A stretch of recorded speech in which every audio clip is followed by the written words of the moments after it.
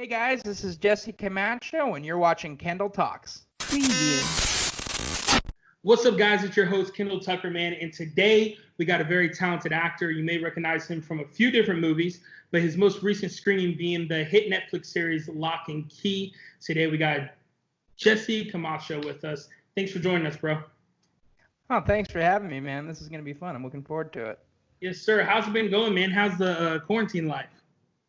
It's been all right. I actually went to visit my parents in Montreal, and that's when all this kind of went down. So I've just been staying here, laying low with them. So always nice to reconnect. I obviously haven't lived alone in 10 years or so. But yeah, just about keeping busy, keeping everyone safe, and we're doing our part, and hopefully it won't be too long before we get to some semblance of a new normal. Absolutely, man. I'm ready. I am ready to go back. Too. So, man, congratulations on the success of Locke and Key, man. It's Thanks. doing big things. Yeah, we're so like overwhelmed by, the reception. I mean, when we were doing it, we felt really good about it, and we were excited about it, but you never know, right? Yeah. You never know how things are going to be received, and it seems to have, turned out really well, and we're really grateful for the fan reaction we've had so far. Yeah, man. I myself tried to watch all the episodes before this interview, but I've been so busy. I'm on. Tough. I believe I'm on episode 6, right before y'all enter the cave. Yeah. The show's great, man. I look forward to finishing. Thanks. Yeah, it's fun, and yeah, you're at a great part. The cave episode is probably my personal favorite to shoot, and it just it doesn't let up, and of course like most shows, once it gets to the end, it really ramps up. That's awesome. So for the people that haven't seen the show, can you give them a 1 to 2 minute description of what the show's all about? Just a brief. Yeah, absolutely. So it's a story about the Locke family, hence the title, and their father is killed in this kind of mysterious circumstance. This kid breaks into their house and shoots their dad with very little explanation, and as they're sort of recovering from this, their mother Nina kind of takes them to the father's childhood home, Key House, as kind of a restart. And what the kids quickly kind of discover is that there's a very much a kind of malignant evil presence in the house that's trying to get her hands or its hands or his hands on these magical keys that all have these really cool different abilities. And while the kids are trying to stop that from happening, they themselves are getting kind of seduced with the power of the keys and what they can do. And it's kind of really about that struggle. So it's a really fun show that I really think works for the whole family in a lot of ways. If you, I would say over the age of 12. As soon as you've got a teen in your number, I think you're safe to go. Yeah, I would say that's a good number, and it's really cool. It's one of those shows where like the adults can enjoy it just as much as the teenagers, and it's like you said, it's a good family show in so much. I mean, as far as an all age group type of film. Yeah, I would absolutely agree, and I think that's also because it tackles a lot of demographics, right? There's the stuff that Jackson does, and he's, Bodie Locke is supposed to be, I believe he's supposed to be under 10, so there's that whole demographic. There's, all the teenage angst and love story at the school, and then there's this great magical, mythical quality to it as well. And then there's Darby, who plays the mom, and how she's coping with everything. So I think when you get a broad range like that, it's really accessible for a lot of different people. Yeah. Now you and your friends in the movie, you guys play high school students. How old are you guys? That's a great question. I'm actually 28. I'm going to be 29 in a couple weeks. I haven't shaved today, as you can see. I was basically waxing my face every day that we were shooting. I'm 28. I don't want to get Patrice and Asha in trouble. I think they're in their 20s. I'm not exactly sure. I know I'm the oldest. And then Amelia, who plays Kinsey Locke, is actually, I think, 17. She might be 18 now. Oh, wow. And Griffin is 19. So at one point I was sitting there with them, and I was like, oh my God, like I'm really pushing the envelope on this. Yeah, you barely made the key right there. Exactly. Get that spot. That's funny, man. So how did you end up being cast as Doug for the show? It came around like most typical auditions do. I had actually, funnily enough, Locke and Key sort of had this crazy long journey to the screen, and at one point it was going to be a Hulu show, and they actually shot a pilot the year before in Toronto, and I had auditioned for that for a different part, and then that didn't end up going, and I got the audition for Doug about a year later, which was really exciting because that character's not in the graphic novel, so it was really like I had no hints as to what's to come. Like I don't really know what the fate of the character is going to be, which is really cool. Yeah, and I read for it, and I really related to it. It was very similar to me. I'm a big horror movie buff. I love all that stuff. I love filmmaking with my friends, so it was really just about putting as much of me into it as I could. And yeah, I went in and I read, and about a week and a half later, I heard that that they wanted me in, and I was shocked and thrilled and excited. Heck yeah, man. So what's been your favorite part of the whole experience? I would say definitely getting to meet and work with the people that I did. My favorite part of acting has always been the team sport aspect of it. I don't consider myself one of those people that, it's all about me. Not at all. I love those group scenes. I love working with people. Anytime I book a job, the first question I ask is, oh, who else is cast? To see if I know anybody or like who am I going to be working with. And in this case, it started out with the creators. I was a huge fan of the show Lost when I was in high school. Oh yeah. And Carlton Cuse, the one of the two creators of Locke and Key, along with Meredith Averill. Anyway, Carlton was the showrunner on Lost for many years, for most of it, I think.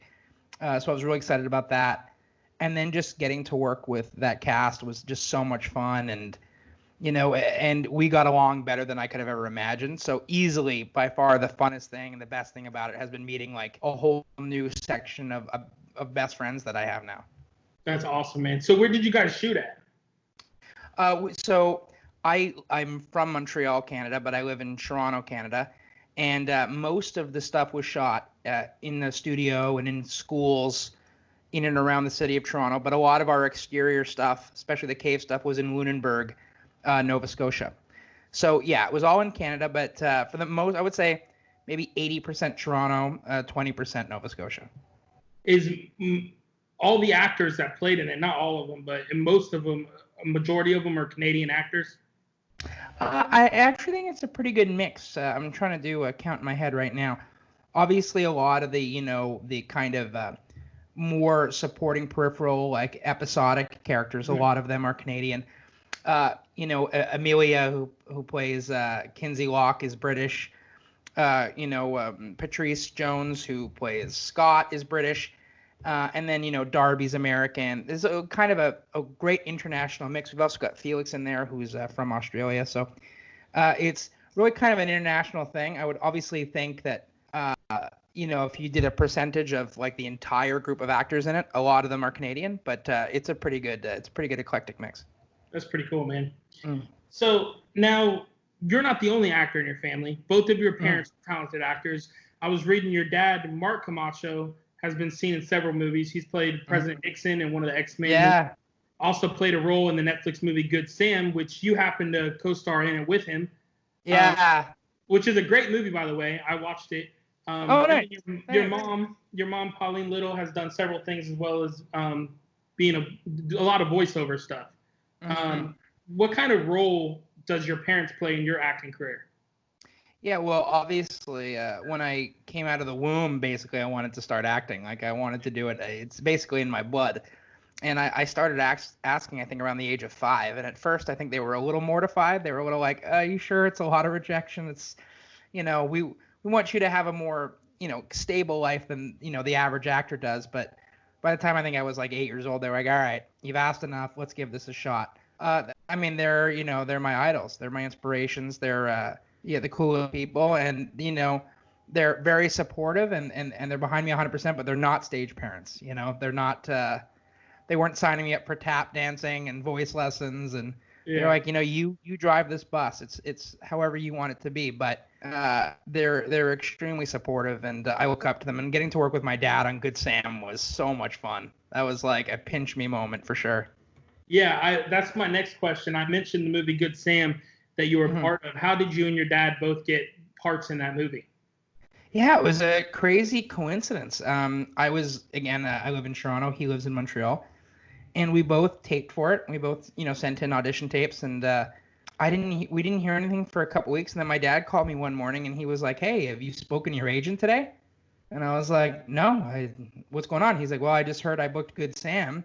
And his agent, I guess, had the cast list in front of her, and she said, "And your son's going to be in this as well." And then, like, 2 minutes later, my agent called me with the good news. So it was a pure coincidence. But I do know Kate, the wonderful director, Kate Melville, she was like, "Should I write something in? Should we change this that you guys are related? Should we make you uncle?" And because my dad and I have very, very similar features. And on camera, I think it really pops. If you don't know, maybe it's okay. But, for us, it's like, oh, my God, there's clearly some kind of relation here. Yeah. And I like I said, I watched that movie. I think I seen it right when it came out. I was just sitting at home with my wife, and we're like looking for things to watch. So we watched it, and it was a great movie.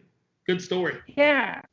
Yeah, it's just a nice feel-good thing. And that goes down to the author, Deet. She just she loves those kind of, she was like, let's make a feel-good mystery movie where it's not a murder mystery. It's just a really nice, feel-good movie. And that's just the playground that she kills it in. And it was great. Like, we had so much fun. And yeah, that was 2 summers ago now. And that was just a joy, just to go there and shoot something that was inspiring and happy. And yeah, it was a really cool experience. And I forgot the name of the actress, the news anchor. Tia. Yeah, Tia Sircar. Yeah. The Good Place. The Good Place is a hilarious show. Yeah. She's super talented, man. She's hilarious in The Good Place. She's also in Star Wars Rebels. She did the voice on that. She was super sweet too, and like that was, a lot of those movies, it's you got a pretty short timetable to shoot in, and she'd be basically working all day every day. We call it, she was wall to wall every day, and never heard her complain. The nicest person, so giving, and like, yeah, just the most approachable, sweet person. She's already pretty well known, but she's gonna be a massive star. She's awesome. Definitely, that's awesome. Now I've got to say, Netflix has definitely stepped up their game this past year. I remember seeing a movie as a Netflix original and being like, it might be okay.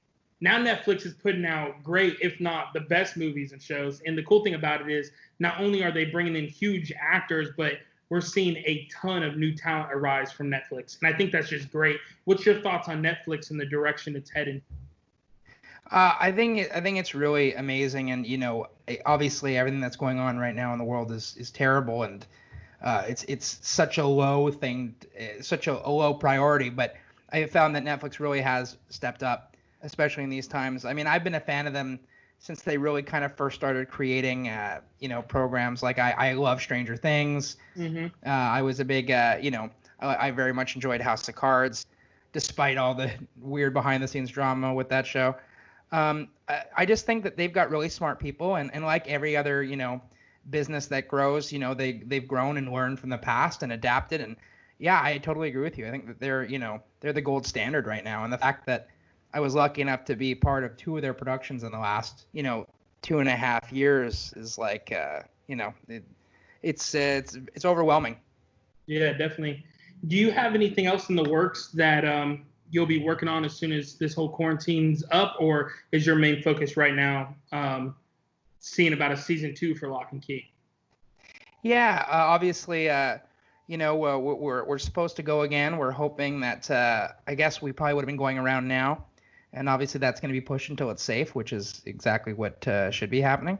Mm-hmm. Other than that, I always, I like developing stuff too. I've got a friend of mine named Chris Shays Green, very talented writer, and we're always trying to develop fun, TV show ideas. And the one we're kind of kicking around right now is, it's not a biography, but it's based on myself, kind of the perspective of an overweight guy trying to make it in the acting community and in the dating life and how that all festers. So we're working on that. And then otherwise, it's just like excited, waiting for the phone to ring to find out when I get to report on set and have a blast again on Locke and Key.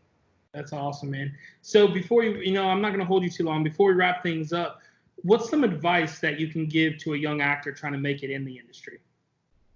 Yeah, it's actually advice that my parents always gave me, which is, the crazy thing about being an actor is you can go to 30 auditions and not get any of them, and you've done nothing wrong. Like you put the bat on the ball every time. So what I always say is, you never know when you're going to book a job. Just keep your head down. If you think you're doing good work and you're getting good feedback and you're doing everything right, just keep your head down and keep going. Eventually something is going to give.